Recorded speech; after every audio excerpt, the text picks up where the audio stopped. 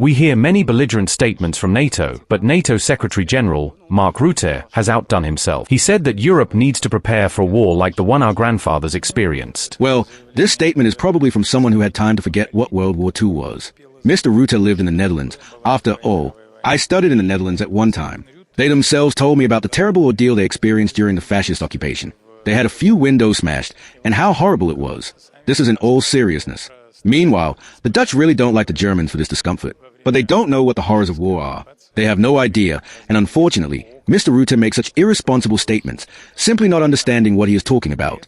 We, thankfully, grew up in a country where the memory of what it was, the horror, and what we managed to do to save Europe from fascism is carefully preserved.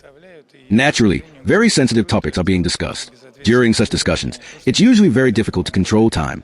Meanwhile, a meeting with the Prime Minister of Pakistan is planned, but they don't plan to attend the ceremonial event arranged by the host, our Turkmen colleagues.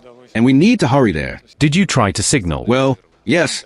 It turns into a sort of time pressure from all sides. It is being resolved at this very moment. In essence, he said that Ukraine would be preparing for war. Look, there were the Minsk agreements. There was a step-by-step plan. The signatures of all participants were under this plan. That night, former Ukrainian President Petro Poroshenko's signature was there. When Zelensky won the election against Poroshenko, he came with slogans of peace. Instead, he continued to violate the Minsk agreements. He continued to drag time.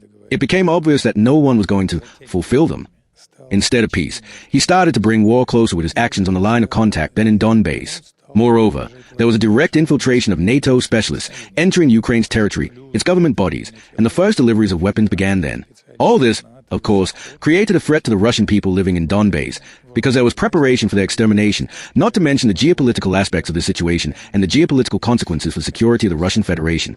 All this in combination, of course, became a trigger for making a decision for a special military operation. Will we be satisfied if the Kyiv regime signs anything under pressure, and then, like the Minsk agreements, sabotages whatever fits?